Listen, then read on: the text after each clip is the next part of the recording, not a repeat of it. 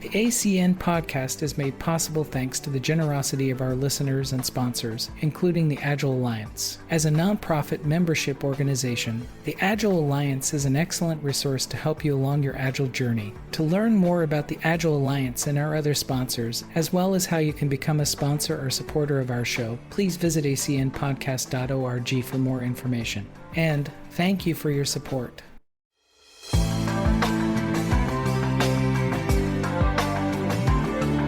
Good morning and good evening, everyone. Welcome to the Agile Coaching Network. The Agile Coaching Network, this is episode 77, which is amazing. If you think about the Agile Coaching Network itself, I think one of the most beautiful things that I can see about it is the community that's around it. And we get the opportunity to interact with the community. This is sharing information about getting the word out there about practices that we could use for Agile. I'm joined each month with a set of co-hosts, Shauna, Diana, Jorg, Sheila, Hendrik, and the other Sheila. We take a topic, we kick it off, we throw it around a little bit with the whole intent of having you join in as well. If you've ever missed an episode for whatever reason, all of them are up online. You can ask your favorite podcast system, whatever it might be, Spotify, Apple, iHeartRadio, or even ask your connected device to play one of the episodes. If you do, the way that you can support the show, the best way is, hit the like button, share it with your friends. I'm not sure if all your family members will enjoy it, but if you've got colleagues, please share that with them. With all the support we've been getting over the years of doing this, we hit again this year, which I'm proud to say. Anthony Monacero goes through and listens to all of the Agile podcasts, and he does a ranking process through it. And again, we became a part of the top podcasts for Agile, which one, I enjoyed reading the review of it, and two, again, I'm going to reemphasize that this is about the community more than it is about what we do from the hosting perspective. It's really about getting the conversations going and getting this wide. And so the success of this is all on the shoulders of the community, which I greatly appreciated, and thank you. How can you support the ACN? You can join our new online forum if you go to acnpodcast.org. You can, it's brand new. So, if you get there and you go, hey, there's no conversations going on here, that's because we just need to get it going. I set up the forum last month, and I really want to get the conversation going throughout the month, rather than just, once a month itself. And that helps, posting questions up there, other activities that you want to do, or if you just want to announce some things that's going on, like a conference or an event that you're speaking at, please go use the forum. It's here for the community. It's free, so you can just go up there and just add your body of work to that. You can also support us by becoming a supporter, sort of the NPR model, which is, you can go to, again, the acnpodcast.org. There's a support button there, and there's different ways that you can do it. I'm not going to go through it here in the podcast, but go up there, go look at the site. You can buy us a coffee. I do appreciate everyone who's bought us a coffee. That helps to pay for the webinar costs and other things that we do in order to go support the coaching network itself. So to kick things off, I've been noticing a number of different things on LinkedIn that's talking about Agile being too heavy. And this one from Aaron, he posted up on there that for the last few days, he's been coming across CIOs and CTOs who've become anti-Agile because of the bureaucracy, the meetings, the handoffs, and et cetera. So they decided to abandon it and instead go a completely different direction. And he kind of tongue-in-cheek said that, well, now they're looking at cross-functional teams engaging directly with business partners to solve the problems. I think what, it's kind of tongue-in-cheek, but I hear this when I go into companies, and I've been a part of companies where sometimes we get Agile out of balance, and the methods and the processes that we recommend in order to go solve problems for companies and really increase the business value that we're trying to produce. Sometimes we, as coaches, we go a little bit too far. And, there's a lot to go pick from within the whole community. If you go look at, the different methods that are out there. I'm sharing right now a subway map of Agile practices that Deloitte published a while back. And if you look at all of the different practices that we could put on, we have to be careful. We have to be careful on what we choose. We don't want to overload teams. We definitely don't want to overload customers. And when does the process then get totally out of whack? There was a coach, if you've never had a chance to meet him, the late David Hussman. He published out, and he used to say this spiel on most of the events. He would talk about what he called Dude's Law. And Dude's Law is a very simple formula that he put together that looked at the what and the how, the what we're trying to deliver and the how we're delivering it in this equation where what is divided by how is equal to value. His explanation of this was about how sometimes that people come up to him and say, hey, you're doing that process not all the way. You're not doing every single step that you should be. And what he was taking notice to was the fact that the tailoring that he might have done to, say, Kanban, or tailoring he might have done to Scrum or other things, was what was needed for that team in order for them to produce the value that they needed to. He might not have been practicing all of it, but he was structuring it, or sort of tailoring it as necessary in order for it to meet this equation that he came up with, which is don't overcomplicate the how, depending on what you're trying to go deliver. Put in just enough process in place in order for it to be balanced. So to kick the question off, I want to know whether or not, within your space, how do you avoid being over-focused on the how and potentially piling up more how than the type of work that you're trying to go produce? If you are currently out of balance, how would you rebalance it? How would you, and I've noted this in big companies in particular, we know how to go put processes in, but to get a process removed, a process that isn't working well, that sometimes becomes incredibly complicated to go remove that process if it isn't really working or serving the purpose of the value we're trying to deliver. And then lastly, share a story about how you might have lost an adoption because the process was just too big. People just got overwhelmed and said, hey, we're not going to go do this Agile thing anymore because this is just too heavy. So to kick this off, Diana, do you want to take us, through the first part of this? I'm probably not the right person to do that. Okay. Because I forever and always have been trying to under-focus on the how. When I work with organizations, it's like, what's the absolute minimum that we can do? I always think of the story that I don't know if Jerry Weinberg told it or if people tell it about Jerry Weinberg, about him working with an organization and they were just drowning in paperwork. And he told this whole group of managers, stop producing any of those reports. And if no one has asked for that report after 6 weeks, don't ever produce it again. and I think about, the simplicity that I saw in the early XP teams and when we started talking about scaling, how let's get it done well with 1 or 2 teams before we try to start taking in the whole organization. If we can't do it with a couple of teams, we're probably not going to be able to do it with every team in the organization all at once. And so yeah, my strategy is more avoiding being over focused on the how than and then I'm not in organizations for the long term. So if that turns out to be too much, I guess I'm not probably around to see it or need to rebalance it. But mostly what I see when I go in organizations is, they're a 150 person organization and they've decided to adopt SAFe or something, which was really created for very large enterprises. And so there's something about a thing I've been thinking about a lot lately is the concept of one size fits all. And of course, it never does. And I mean, I'm living proof that one size doesn't fit all in clothing. And, to get the best results, you need to tailor things.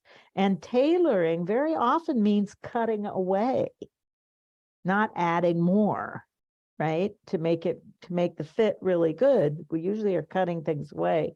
So yeah, I have lost opportunities to work with organizations, so in that sense, lost an adoption, mostly because I've refused to say, we're going to throw everything in the kitchen sink at this and make it work, because I know that's not a path to success for me. And I don't often see it being a path to success for anybody else, but I can only speak for myself. So I'll stop there. No, that's interesting because I'll take notice on one thing that you said. You were one of the right people to ask, because I think you gave a really good perspective on this. The other thing is that, you use the example of, is anyone reading the report? Right. Is anyone using that? One strategy that I used to do is I used to put Easter eggs in it, just different things that if you really read it, you would discover that I might have said something very scary in there, like, 75 new high priority defects, showstopper defects, or something like that. And no one reading it. Or only green M&Ms for the team. Right. Exactly. That's also a wonderful example. But I think that we as agile coaches, we fall in love, and we hear this great new thing, and we say, well, let's do that too. And I tend to work with smaller organizations. And so when I walk into a place and I see that they have a list of items in their JIRA, in the 150 to 200, and on the list, that on the view on their dashboard, all you see is, as an engineer, I want 150 times over and over again. There's like, okay, are you folks using JIRA to help you, or are you allowing JIRA to run how you do things? And it's some of those kinds of things. I mean, some of the tools that we adopt that we don't actually need for the particular thing we're trying to do. And so there's a lot of thought that needs to go into right sizing practices and tools and so on. Gosh, I remember when JIRA was just a nice little defect tracking tool. I think it still is. Sheila McGrath. I guess it can. People tell me that it can be, but I rarely see that in the wild. Yeah, I think sometimes they overfocus on the tools itself. Sheila McGrath, what do you have on this? Pretty much in agreement with Diana. I think what happens a lot of times is they try to turn it into another version of waterfall. And waterfall in itself was never intended to be as formulaic as it became. I remember being in organizations where we created sort of a menu where we said, if it's a small project, you have to do these things. And it was a list that you kind of picked from the list which things made sense. And it's the same, obviously, with Agile, that whichever framework you're using, you want to only do the things that you really need to do. But I've been in a lot of organizations now where people say, well, what does the methodology say we need to do? And they go through the steps whether they make sense or not. And they wonder why that's creating a lot of overhead. And then they say it doesn't work. Well, if you're not applying it in a sane way, where you're using it to add value, then that if you didn't make the effort that go through the thought process to figure out what's relevant for this project now, then you're wasting a lot of energy. You're burning a lot of people's time in unnecessary meetings, potentially. Go ahead, please. And the other thing is, I've been in organizations where people would sit there because they had time scheduled for a ceremony and they had finished the ceremony, but there was still time left. So they say, and what else? And what else? Which is sort of the antithesis of what Agile is supposed to be. but it's one of the ways that it commonly gets interpreted. So I think you have to kind of look at not just what makes sense in terms of the framework you're selecting for the organization, but what makes sense within that framework for the nature of the work that you're trying to accomplish. One other aspect is, even if I was just looking at the Agile Manifesto today, and one aspect is that it's very focused on IT. Then you get a tendency for it to be focused just on IT, but IT is always there to serve the business. So if you're not looking at what the business value is and aligning business and IT together, then it's not going to be agile. Yeah, no, I fully agree with that. I mean, one aspect too, and I think Scott posted on the chat as we were going through this, which is, how do we start people off with the Agile Manifesto and the values, aid them in understanding what those things are first, then introduce whatever necessary frameworks or necessary, things, but don't do it. Don't start with a framework. And I've seen Scrum classes where you don't even touch on the values and principles of Agile. They immediately dive into the framework. And I think we just need to avoid that. I'm kind of curious so in your approach, when you're going into an organization and you see some of that going on, how do you counsel them? How do you help them to back away from the line? I'm curious on that. What I usually do, and this even predates the Agile Manifesto, what I've always done is just model that kind of behavior. As far as, like, we're in a meeting, it's been 5 minutes, but we've covered everything we need to cover, and just ask, is there anything else we really need to talk about? And then if the answer is no, I mean, ask it not quite that directly, but ask a couple of different ways to make sure people are speaking up. But then just say, okay, I guess we're done for today. And these are the takeaways. And this is what we'll cover when we reconvene. You're using your facilitation and your leadership in order to help people, give them permission, I guess. We don't have to take up the whole hour. Model the kind of behavior. I mean, and another thing is, with really young teams, what I've wound up doing is, if there's extra time, I will actually keep people there and say, okay, we've got this problem we've got to deal with another department. Say we have to talk to infrastructure.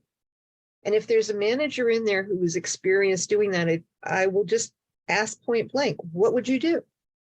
So that then everybody else on the team can hear from them, what would you do?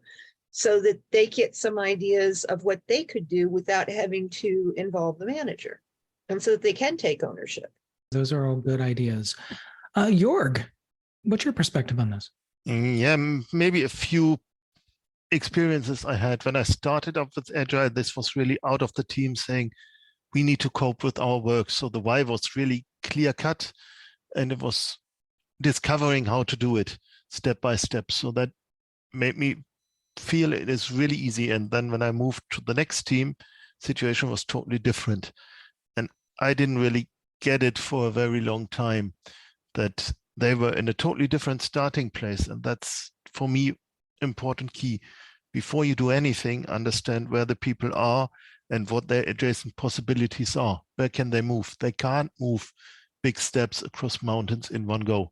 That never works with people. People always change linearly. So forcing that back step will never work, regardless whether it's the why or the how. So understanding, listening, being curious is the first step. And I erred on both sides. I gave too much why to people who were so far away, they needed something to grab, to see, and to feel that something in their life was changing before they really cared for the how. So what I now try to do is to really combine it. Whenever I explain a why, I try to give a hint, how I've seen it done in the past, how it worked for others, why I believe it matters. If I'm explaining a how, I give a background. That's the idea I understand is behind this. If you have a better way to do it, don't get stuck with that way. And I try to get this into retrospective and things. So if people complain, I want to know, what actually is it you expect if you are asking for a tool? And if you're saying we don't have the right mindset, actually, what kind of behavior would you expect to change this? So bringing this together and making it clear, because I've learned all my assumptions are always wrong. So I need people to tell me where they are to make the bigger difference and get them directed in their own words and their own language at their takeoff point. And then more often than not, they start to fly. And definitely about how to rebalance, especially if you're erring on having too much how, stop doing it. Pick the next possible point, like starting of a new project, starting of a new iteration, and say, let's intentionally cut everything that is not essential and start again. We will have retrospectives. We can bring it back, but maybe we can bring it back more intelligently. And normally, if you're doing too much how, you have a pressure of delivering, of finishing. So there is a good reason to say we are cutting this to be faster, to be more effective. And that again generates interest. So that's probably my 2 cents on this. Sure. No, those are all great. Diana, Crystal asked the question, you had mentioned that you shy away from overkill of ceremonies and processes. What would you deem the foundation, though, that teams must have?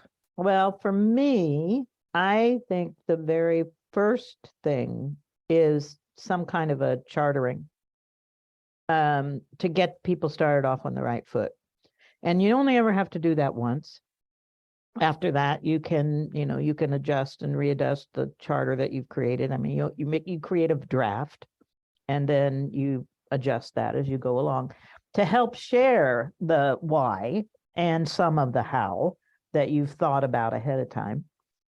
And then I think then it starts depending on the work that you're doing and how you're going to organize the work. I really like starting really simply. So if we could start as an ensemble where everybody's working on one thing at the same time, all together, then we can begin to think about what things would we like to pair on? What things should we work individually on?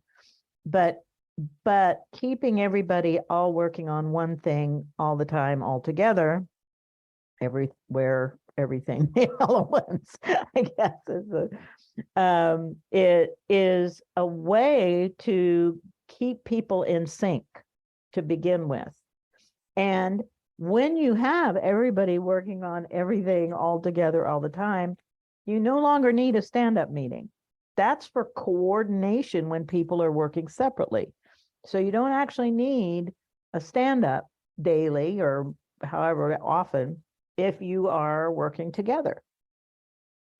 And I like working in short, one of the things about Agile that I keep going back to and I find more and more use for is working in small bites, working in thin slices of the work, working in short work chunks.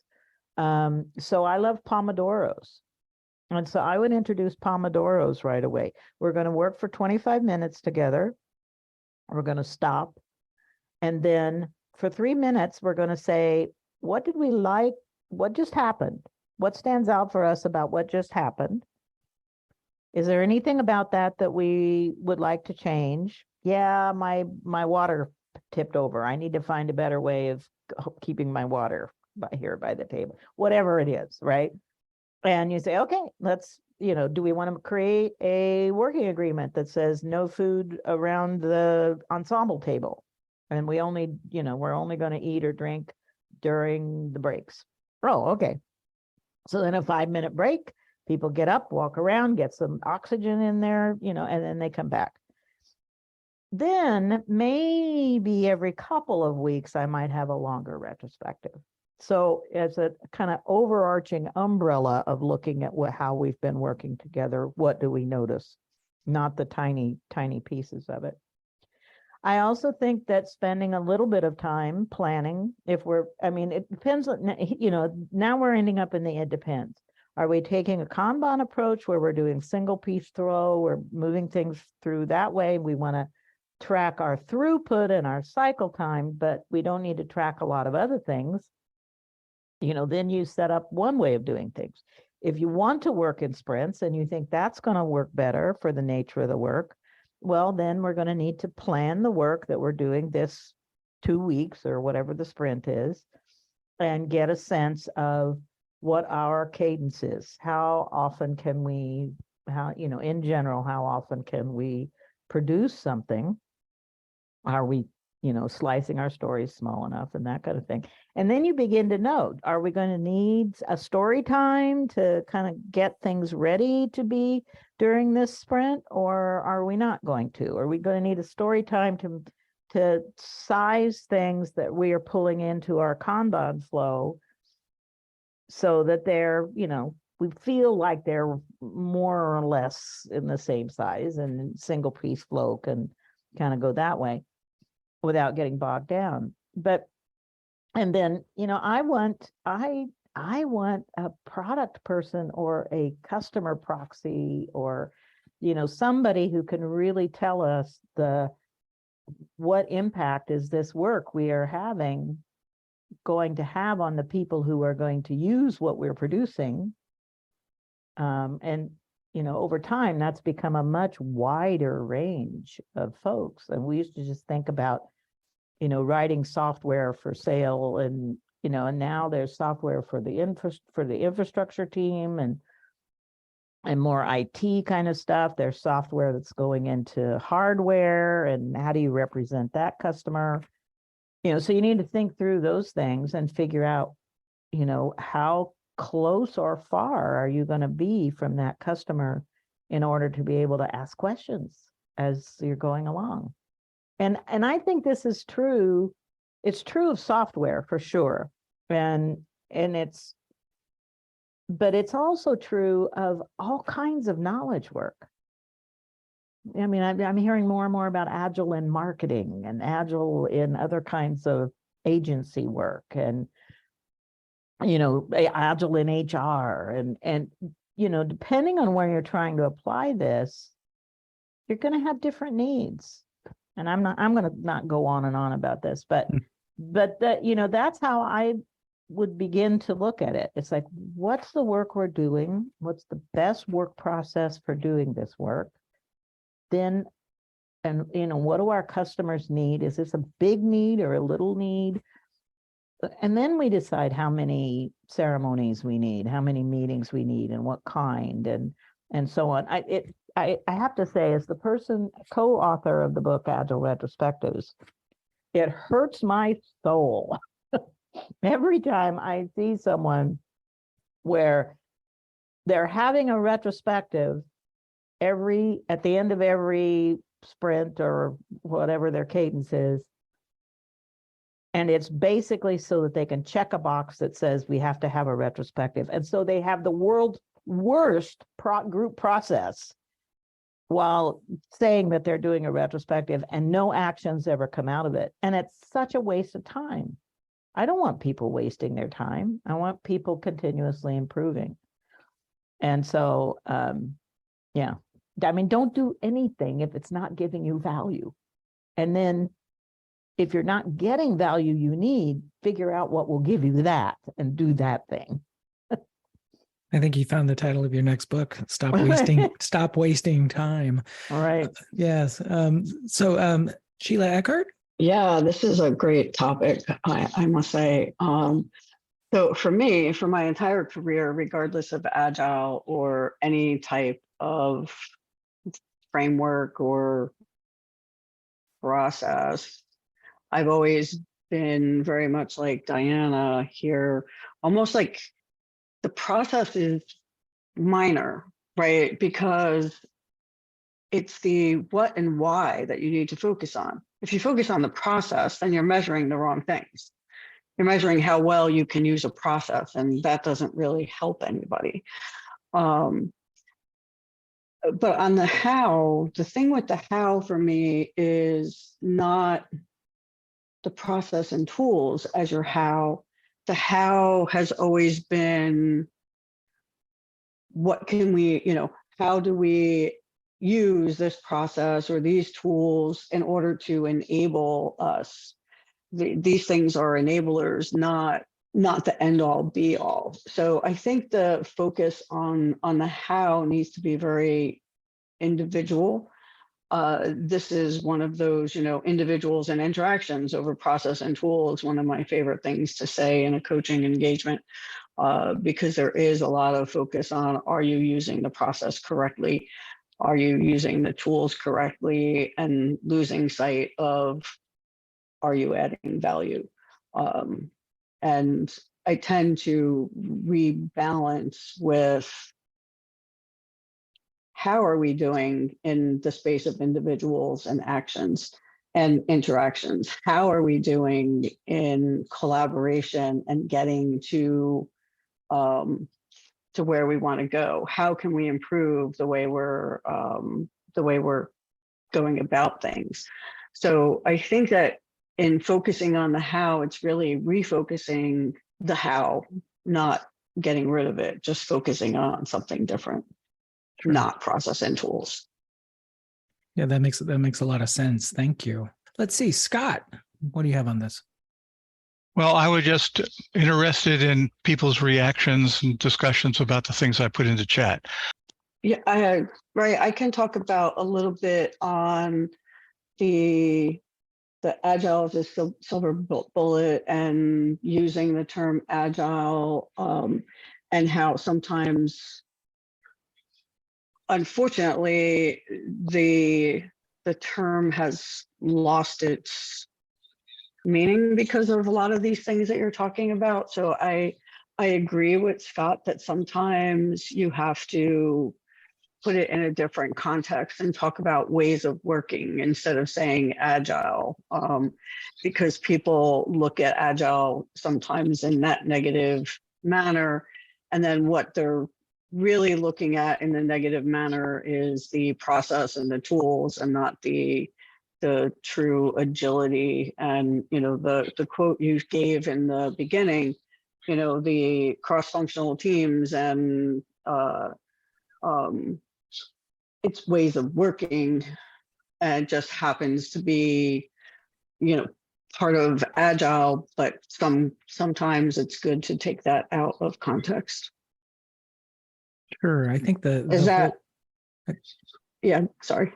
No, I was just going to say that, yes, in certain cases, when you walk into a team and you say, hey, I think we should try some of these agile practices, then people shut down. And, you have to sometimes back people into, let's try this one thing to see if this satisfies the business problem that we're trying to satisfy. But sometimes you don't use the same terms because the terms have become so corrupted. I don't know. I mean, do any of you think that part of this is to blame? Is that, and I'm thinking about an article right now of writing, but I know it's going to be just controversial as anything, about talking about how the certifications that are handed out today, how that when somebody finishes a 2-day course and they're supposedly credentialed to do things, they don't have the practice behind them. They haven't been doing it for a while. I mean, is this part of the reason? Is part of the problem? Well, Yes. Yeah, maybe. Yeah, possibly. But it's, it's the expectations. I mean, what we have all learned that have been around for a while is the certificates and certifications aren't credentials. They are certificates, right? They say you've been through this workshop, or you've been through this training, or, now you're certified Scrum Master, whatever. And that's actually for HR, because recruiting and hiring is a really hard thing. And it's helpful to them to have some filters. And so if we set some expectations about, well, yes, I went through the class and I went back and I applied it as best I could, and I can certify that I did that, right? And I was kind of interested in Scott's comment about the waterfall, and human's gonna human. He says here, waterfall. Nobody ever used really classic waterfall, but might have faked it because they were expected to work in waterfall. And people are going to try to find the workarounds. People are going to game a system. People are, all of those things. And so part of the thing that we are calling agile and the conversation that we're having today is, how do we help people create work process systems that they don't have to game, that are simple enough for the complex problem that they're working on, and so that we don't have to feel like liars at work. Oh yes, I wrote the report, but the report really didn't, I reported it yellow, it's really red, but I reported yellow. I mean, those kinds of things. It's like, how can we create work systems where people don't need to do that stuff? And it's, I mean, like you were saying, Ray, it's not about the word agile. It's just a handy kind of shorthand way of talking about a certain kind of work process that is supposed to be very flexible and versatile, and only targeted at the things we really need to do. And adopting it as this laundry list of, well, we've got to do all this stuff. I mean, lately I've been participating in some big room plannings. Well, it's an organization that's big enough that people can't talk to each other every day, and so it's a really good idea to get together on a quarterly basis and sort of share what's been going on and make sure everybody's up to speed on how everything is happening. That's a really useful expenditure of time. And then we do some, and then the teams get a chance now, because of remote work, teams get a chance to see each other face to face, maybe, and they, can kind of restore their team feeling, and that's a good thing. And then they can go off and do what they need to do again. So it's finding what is giving the value for creating the kind of work we need to get or need to do, and what is giving us value that we can give to our customers so that they will give us something that we value back. That's really what we're doing, but it's a really long way when you can just say agile. So yeah, I think it used to be, wasn't it the lightweight methods conference? Oh yeah, they were originally? lightweight methods for quite a while. Yeah, and I think one of the and signers, they were unhappy with being lumped together. Yeah, they didn't want to become. I'm no lightweight. I mean, what are you talking about?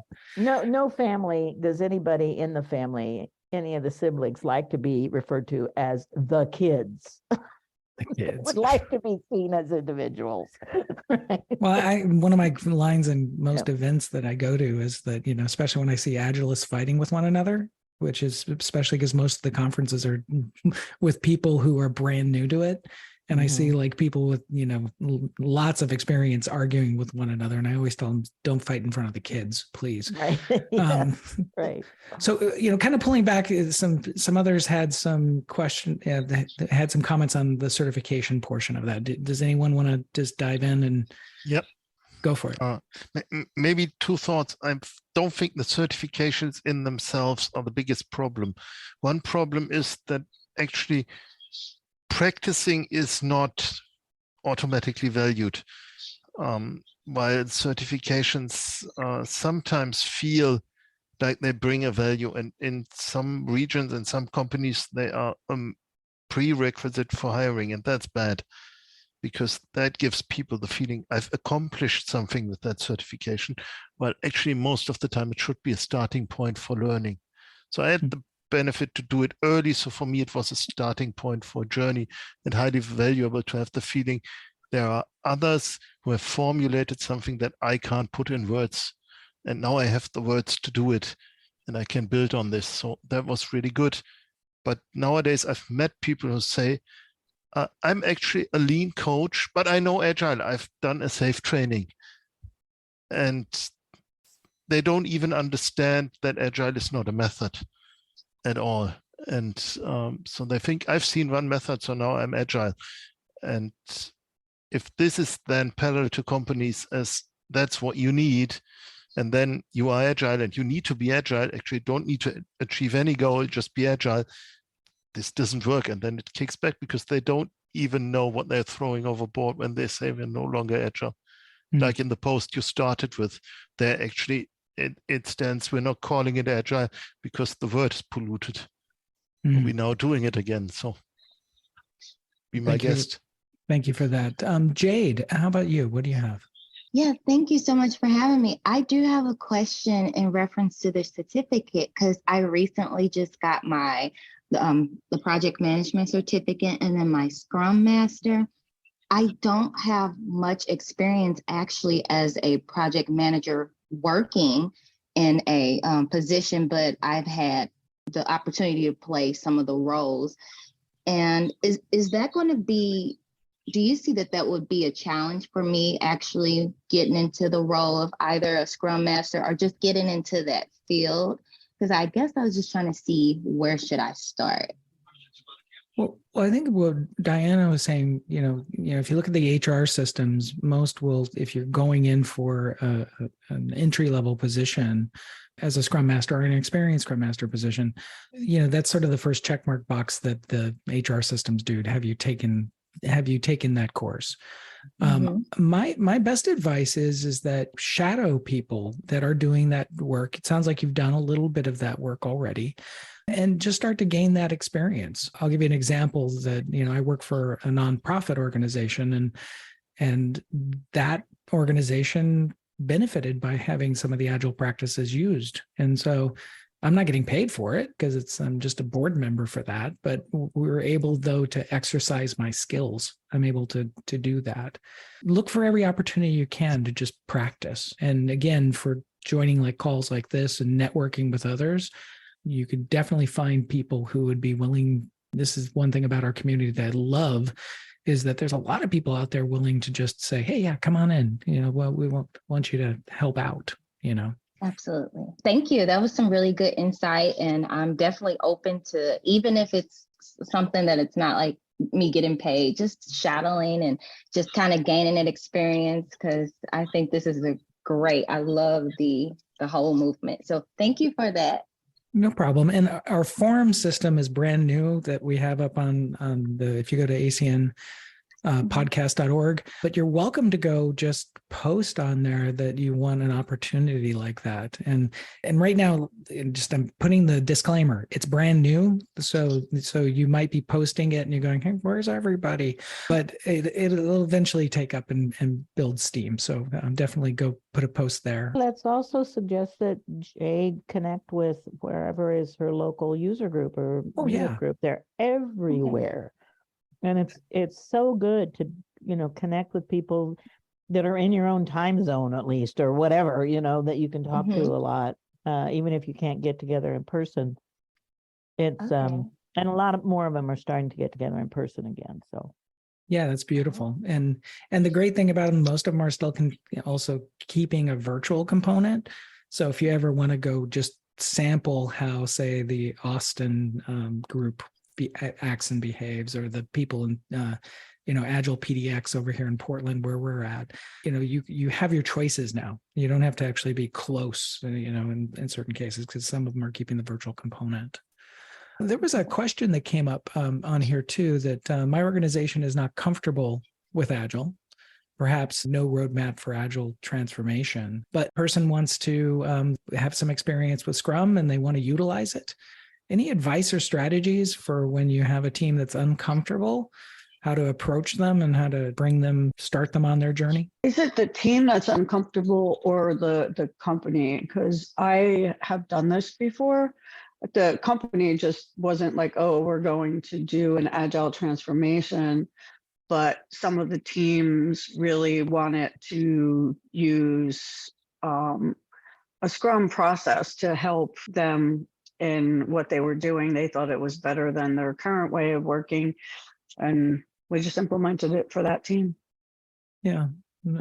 I've done something similar. I believe in coalitions of the willing, and you don't need to have everyone in your team want to go do it. But if you have 3 or 4 people who want to go and work in a particular way, this is what, I've done with like paired programming.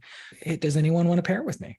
And lo and behold, there are a couple people that did want to go do that. So I was able to work with the people who want to work with it. And then there's something contagious about when something works. I find that it starts to spread around the workplace. I was surprised when we started doing Kanban boards, how then suddenly you would walk along the aisleways and go, there's another Kanban board there. Somebody must have learned that, which is cool. I've also done it in organizations where the people thought they didn't like Agile. I don't know what they'd seen that they thought was Agile, but they were sure they didn't like it. So you just don't mention that it's Agile. You just say, hey, what if we do? Does that sound like something we could try? And with whatever it is that you're thinking of doing. At one point, I had a place where I put up a Kanban board that was about 6 foot by 9 foot. They loved it. Somebody from another department walked over and said, hey, you've got a Kanban board. And I went, no, it just happens to look exactly like one. But they loved it. They just didn't think they liked Agile. I mean, at some point it will register, but you don't have to shove it down their throats. You don't have to use, if they're scared of the terminology, then use different terminology. Ask them what they feel like. They describe what you want or what the concept is, and let them pick the words. And then later on, you can always introduce the words. Because the other thing I've run into in organizations is that you have somebody that went and got their certification, but they're looking everything up in the book. Management goes and says, oh, I understand what this is, and renames all the meetings and all and retitles everybody without giving them any real training. And because they've changed the names of the meetings, they think they're doing Agile. The content isn't, and the mindset isn't, but because they're using the right nomenclature, they think that's all there is to it. And then they say it doesn't work. I've had this, I worked for this one vice president one time that used the word epic like water. Let's write an epic for that. And I think there's a lot of, Agile practice that's out there today that, yes, if I use the word, and I think, sort of the cargo cult mentality of that, maybe somebody will, leave me alone. I think that was somebody mentioned earlier. I think it was you, Diana, that said, I'm just going to sit here and I'm going to lie about something. I'm going to lie about this. So that's kind of part of it. I mean, any other last advice of getting somebody just getting started? Go ahead. Maybe circling back to the beginning, talk about the why. Don't talk about the what. Talk about why you want to do this. You want to empower the team. You want to get the team closer to the customer. You want to get a consistent quality out of the team, which they can be proud of. And then you can check actually what we are doing. Is that adding to the why? So are we doing the right thing? And then there you are. It doesn't matter what it's called, but you actually can prove that you thought before what's going to come out of it. And that is a very important process, not following what somebody else says, but thinking first. Yeah. No, thank you for that. That's good. Hey, Glenn, this is the last comment for the show. What do you have on this? Yeah, thanks. I really wanted to take this last part just one little step farther, because in my organization, a very large global organization, where my team of 11 Agile coaches, I lead the team of Agile coaches, are being told, well, we don't want to use that word anymore. Agile is burned. We don't want to use it. So to what Diane was saying as well, I'm hearing like we've been on this journey for 12 years. Now they don't want to use it at all. How would you approach that? I mean, has anyone told you what the alternative is? No, I like that you asked it, but no, we've been even saying, okay, well, what do you want? And they're like, well, just don't call it Agile. Yeah. So, I mean, one of the most common lines that I throw out as a coach is probably that statement I just made, which is, okay, so what's the alternative? And let's talk about it. Just to say we don't want to do that, well, what are we going to return to? No process, no methodologies. That's one approach that you can take. Scott, you put your hand up. Did you have something on that? Well, I just want to point to the news of one large banking organization that decided, well, we've been doing this a long time and we now know how to do it.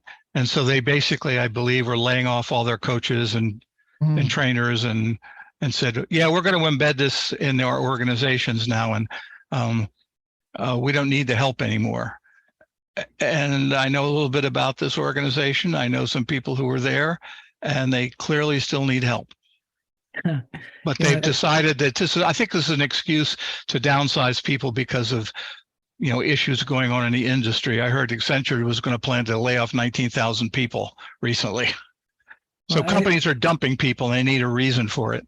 Well, I think this gets into, if you win the Super Bowl, do you need your coaches anymore? Do you fire all your coaches? Clearly the team knows how to play football. So therefore we don't need coaches any longer. You never see that happening. Everyone, we are at the top of the hour. I want to really appreciate everyone's contribution today, this lively conversation.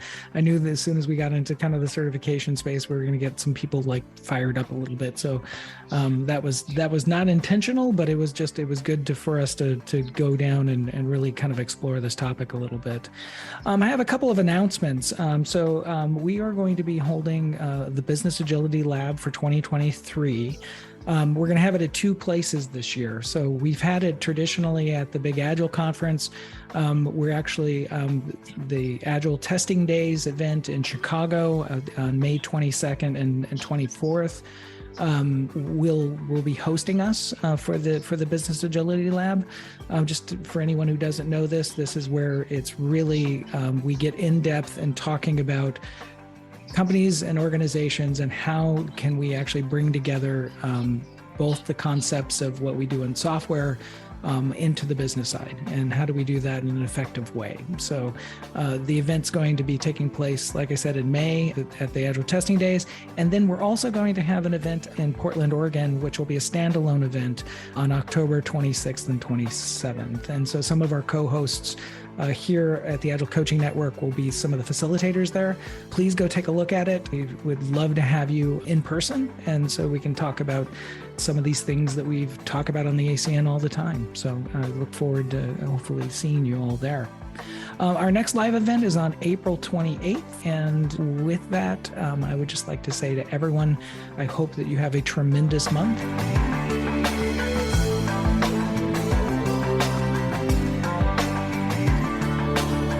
The ACN podcast is for educational and informative use only.